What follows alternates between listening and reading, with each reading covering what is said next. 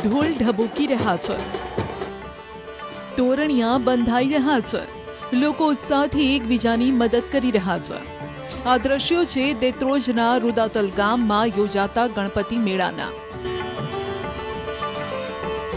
જ્યાં હખડે ઠાઠ ભીડ છે અને લોકોની આંખોમાં ઉત્સુકતા કે ક્યારે નીકળશે ગણેશજીની સવારી. જો કે આ મેળાની વાત કરીએ તે પહેલા આ મેળો કોના માનમાં યોજાય છે તે જાણવું પણ જરૂરી છે.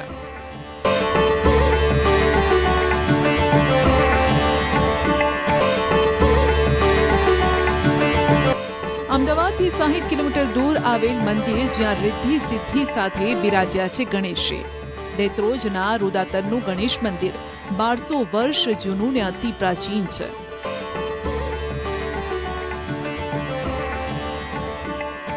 રાજાશાહી સમયના મંદિર પ્રત્યે લોકોની આસ્થા અડગ છે. ઉત્તર ગુજરાતમાંથી હજારોની સંખ્યામાં ભક્તો ગણેશજીની ચતુર્થી ભરવા આવતા હોય છે.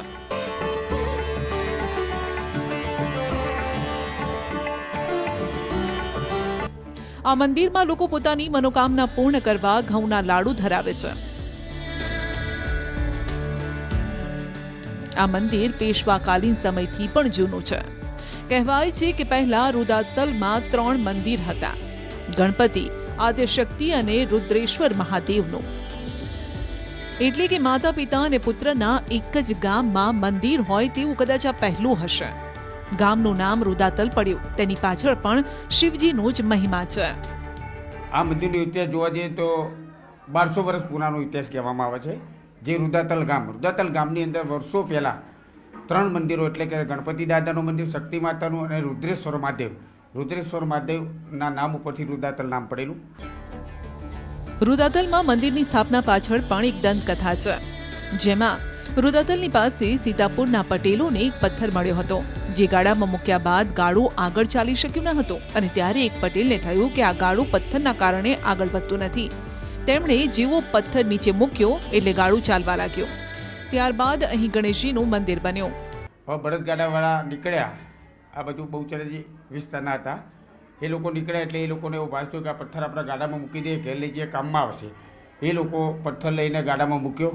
પથ્થર લઈને એ લોકો પૂર્વથી પશ્ચિમ દિશામાં એટલે કે આઠમની દિશામાં જવા લાગ્યા. ત્યારે આટલે આવ્યા ઘોર જંગલ આવ્યું. રુદાતલથી 3 કિલોમીટર દૂર ત્યાં ઘોર જંગલમાં મોટા મોટા ઝાડવા હતા. એટલે આ લોકો આરામ કરવાનો વિચાર કરતા હતા. બળદ ત્યાં થંભી ગયા. એ લોકો આરામ કર્યો. આરામ કર્યા બાદ એ લોકો ઘર તરફ જવા બળદને ગાડા સાથે જોડતા હતા. ત્યારે બળદ એક પણ ડગલું આગળ ચાલ્યો નહીં. એટલે એ લોકોને એવું લાગ્યું કે ભાઈ કંઈક ચમત્કાર હશે. એ લોકોએ બળદ છોડી દીધા. ગાડું ઊંચું થયું, પથ્થર નીચે પડી ગયો. પથ્થર નીચે પડવાથી એ લોકોએ બરાબર મૂર્તિ સાફ કરીને જોયું, ત્યારે ગણપતિ દાદાની મૂર્તિ જોવા મળી. મંદિરમાં રહેલી મૂર્તિ રિદ્ધિ સિદ્ધિ સાથેની છે, જે બહુ ઓછી જોવા મળે છે. ખાસ તો અહીં વૈશાખ ચોથ અને સંકટ ચોથના દિવસે મેળો યોજાય છે. એટલે આમાં માંડવી જે છે એ ત્રિકોણ આકારની માંડવી હોય છે. પછી સ્વસ્તિક આકાર એટલે કે દાદાને સ્વસ્તિક પ્રિય સ્વસ્તિક આકારનું ચકદોર બનાવવામાં આવે છે 4 લાકડા મૂકીને. એટલે એ દાદાનું પ્રતીક હોય છે. અને દાદાના મુખારવિંદ સમાન એક આઠિયું બનાવવામાં આવે છે. આ બધું અહીંયા દાદાની પારે આવે છે, દર્શન કરીને પછી અહીંથી વિદાય લે છે. 1200 વર્ષ જૂનો ઇતિહાસ છે. સાક્ષાત અહીં ગણેશ બાપા બિરાજમાન છે અને તેના કારણે જ ભક્તો છે પોતાની મનોકામના લઈને આવે છે અને મનોકામના ભક્તોની પૂર્ણ કરે છે. જેના કારણે ચોથનું વિશેષ મહત્વ છે કે જે પણ આજુબાજુના દેત્રોજ ગામની આજુબાજુના લોકો છે તે વિદેશમાં રહેતા હોય, દેશમાં રહેતા હોય, પરંતુ આ ચોથનો મોટો મેળો હોય છે અને ચોથના દિવસે અવશ્ય દર્શન કરવા માટે અહીં રુદાતલ ગણપતિ બાપાના મંદિરે આવે છે. લાડુની જાતર અર્પણ થતી હોય તેવું આ એકમાત્ર મંદિર છે. આમ તો મોટાભાગના મંદિરોમાં ગણેશજીને બુંદીના લાડુ ધરાવાય છે, પરંતુ લોકોની માનતા પૂર્ણ થતાં આ મંદિરે ઘઉંના લાડુનો પ્રસાદ અર્પણ થાય છે. ગણેશ મંદિરમાં ગામના લોકો લાડુની જાતર પણ ધરાવે છે.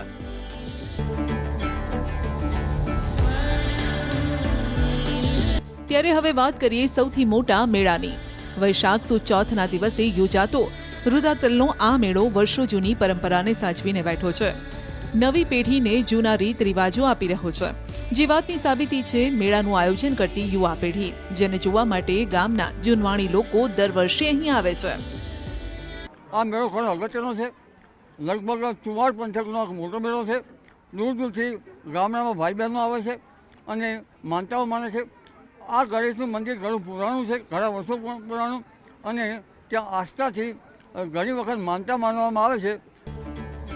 ચોથના મેળા પહેલા અખાત્રીજની રાત્રે 12 વાગે ગામના લોકો ધજા ચઢાવે છે, તોરણ ચઢાવે છે.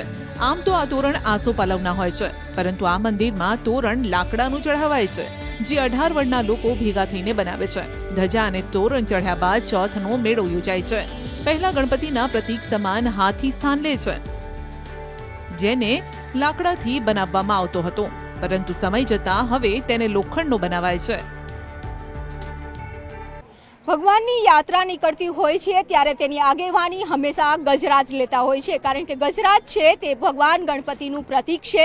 આજે ભગવાન ગણપતિની યાત્રા એટલે કે આજે ચોથ છે અને ચોથના દિવસે મેળો ભરાયો છે અને એ મેળામાં પણ અત્યારે જે માંડવી નીકળવાની છે તે માંડવી નીકળે તે પહેલાં ગજરાજ છે તે આગેવાની લેતા હશે. ત્યારે અન્ય લોકોની જેમ અમારું ધ્યાન પણ આ મેળામાં ખેંચ્યું ચકડોળે, જેની નીચે લાકડાનું ગાડું છે ને ગાડા પર ટાવર ને ટાવર પર ચકડોળ. આ તમામ વસ્તુઓ ગામના લોકો જાતે તૈયાર કરે છે. ગાડું તૈયાર થાય જેને ચકડોળ કહે છે, કારણ કે તેનો આકાર ચકડોળ જેવો છે. તેના પર ગામના યુવાનો દોરડું બાંધીને બેસે છે ને ગોળ ફરે છે. મેળો ભરાતો હોય ત્યાં ચકડોળ ચોક્કસ જોવા મળતા હોય છે, પરંતુ આ ચકડોળ કંઈક અલગ છે. રુદાતાલમાં અત્યારે મેળો ભરાયો છે, ચોથનો મેળો છે, પરંતુ આ ચકડોળ આપ જોઈ શકો છો કે અહીંના યુવાનો દ્વારા ચકડોળ છે તે તૈયાર કરવામાં આવે છે. આની વિશેષતા છે આ ચકડોળ લગભગ વર્ષોથી ચાલતો આવે છે, લાકડાથી બનાવે. એમાં 4 બળદ આવે છે, 2 તરોડિયા આવે છે, 2 ધૂરે આવે છે. એ રીતે આ બળદને કરવામાં આવે છે. એવી ને એવી રીતે માંડવીને પણ આ રીતે શણગારવામાં આવે છે. માંડવી પણ આ રીતે છે. આનું પણ વિશેષ મહત્વ છે ને કે અહીંયા યુવાનો ઉપર ચડે છે અને અત્યારે એ ચકડોળ ફેરવે છે. આ અમારે એક વર્ષોથી આ પરંપરાગત છે, આ રીતે જ થાય છે. અહીં આપ જોઈ શકો છો કે યુવાનો છે એ ચકડોળ ઉપર ચડી અને આ ચકડોળને ફેરવી રહ્યા છે. આ ચકડોળ છે તે અત્યારે જે ગામ છે તે ગામથી ગણપતિ બાપા મંદિર જશે, પરંતુ જે ચકડોળ છે સાથે જ માંડવી છે તેની વિશેષતા સાથે આખા ગામના લોકો આજે ગણપતિ બાપાના દર્શન કરવા મંદિરે જઈ રહ્યા છે. તો અહીં મહત્વ હોય છે માંડવીનું, જે શક્તિનું સ્વરૂપ છે. રુદાતલ ગામના લોકો દ્વારા ગાડામાં માંડવી તૈયાર કરાય છે. જો કે પહેલા સાગના લાકડામાંથી માંડવી તૈયાર કરતા આ પરંપરા જાળવી રાખવામાં આવી છે. ગામના લોકો દ્વારા કાંસાની થાળીથી ત્રિકોણ બનાવીને આ અરીસો રાખવામાં આવે છે. 28 કાંસાની થાળીમાંથી ત્રિકોણ બનાવાય છે.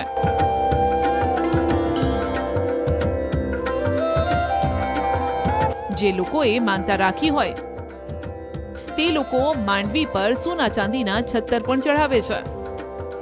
લગભગ બેન અમારે 3-4 દિવસથી અમારે મહેનત કરવી પડે છે. અમે લગભગ બીજના દિવસે અમે આવીએ છીએ. આનું મહત્વ શું રહ્યું છે? વર્ષો વર્ષથી આ પરંપરા ચાલી આવે છે. આનું મહત્વ અમારા કૈરિયા લોકો આ કરતા હતા અને અમે ચાલુ રાખ્યું છે.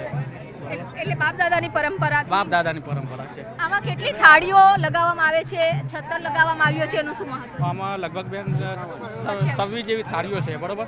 અને આમાં બાધાઓ હોય, દર વર્ષે નવી નવી બાધાઓ રાખે છે. કોઈ સોનાના છત્તર ચડાવે, કોઈ ચાંદીના, કોઈ શ્રીફળના હાથ ચડાવે છે, એવું બધું હોય છે.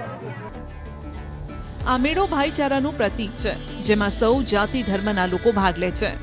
તોરણ બનાવવામાં 18 વર્ણના લોકો જોડાય છે. લાકડાનું તોરણ મિસ્ત્રી બનાવે છે. દલિત સમાજના લોકો તોરણ લઈને મંદિરે જાય છે, જેમાં પાટીદારો પણ પગપાળા જોડાય છે. આ સમયે આગળ આગેવાની કરે છે હાથી. કપડાનો મોટો હાથી બનાવાય છે અને તેને 4 લોકો ખભે લઈને દોડે છે. મેળામાં આગળ મશાલ લઈને નાઈ અને વાળંદ સમાજના લોકો આવે છે. પછી હાથી, ચકડોળ, 4 બળદ એ રીતે લાઈનમાં ચાલે છે. ગાડા ઉપરના માળે હિંચકો, જેને ફાળકો કહેવાય છે, જેમાં જૈન સમાજના લોકો બેસે છે. ગાડામાં સ્ત્રીના વેશમાં નાયક સમાજના લોકો હોય છે, જે ઢોલ નગાડા વગાડતા વગાડતા આગળ વધે છે. અને આ માંડવી 3 કિલોમીટર દૂર જંગલમાં એટલે કે ગણપતિના મંદિરે જાય છે. આ ગાડું જ્યાં જ્યાં ફરે છે ત્યાં ત્યાં તેને વધાવવામાં આવે છે. મંદિરમાં સૌ પહેલા જાલીસના હાથીઓ બંધાય, પછી ડાબસર જાય, પછી ગુના ગણપતિ આવે અને ત્યાંથી સખતમાય આવે અને બીજના દિવસે ત્યાં તરગારા ભેગા થાય અને ત્યાંથી અમારે મંદિરમાં લાવે અને મંદિરમાં આખીઓ શણગારી અને સખતમાય લઈ જાય. સખતમાય ગામમાં ફેવરે બધે લઈ જાય અને જો જતો હોય ત્યાં એને વધાવે. માંડવી જ્યાં પસાર થાય છે તેના પર લોકો શ્રીફળનો હાર ચઢાવે છે. લોકો ઘરેથી 5 શ્રીફળ લઈને આવે છે. કહેવાય છે કે આ માનતાના શ્રીફળ હોય છે. દર વર્ષે અમારે વેવાઈને જમાઈ થાય મારા એટલે દર વર્ષે હું આવું જ છું અહીંયા. અને આજે મારા બાધા હતી એટલે મેં 5 શ્રીફળનું તોરણ મૂકવા આવી હતી અંદર. કહેવાય છે કે બાધા રાખવામાં આવે છે ને પૂર્ણ થાય. હા, પૂર્ણ થઈ જાય. બાધા રાખીએ એટલે આપણા સર્વ મનોકામના પૂર્ણ થાય છે અહીંયા.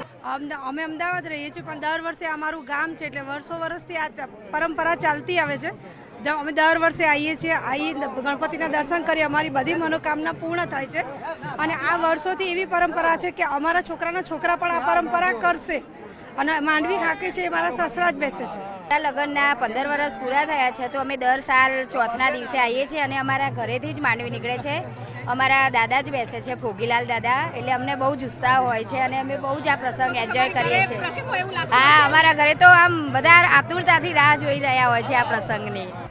જો કે લોકો માત્ર આ મેળાને માલવા નથી આવતા પણ માનતા લઈને આવે છે. ત્યારે આ આસ્થાના મેળામાં કેટલું સત છે તેનો પુરાવો આપ્યો ગામના વડીલે, જેમની ઉંમર છે 85 વર્ષ.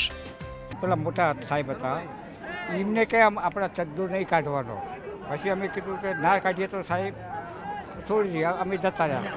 પછી એમને તો નિશાળમાં આરામ કરતા હતા. પછી આંધળા થઈ ગયા. પરસો પૂર્યો એમને. પછી મારે દેખાતું નહીં કે શું હોય. કગરી પડ્યા આવી હેડીને 12 મહિને હેડીને આવે છે તો જાય છે, દર્શન કરે છે, બાધા રાખી પછી એ હાજા થયા. કહેવાય છે કે નાની જગ્યામાંથી પણ આ ગાડું પસાર થઈ જાય છે. જો કે જોનારાના જીવ અદ્ધર થઈ જાય છે. પણ આ તો શ્રદ્ધાનો વિષય છે. માટે આજ સુધી ન તો અહીં કોઈ દુર્ઘટના ઘટી છે, ન તો કોઈ વિઘ્ન આવ્યું છે.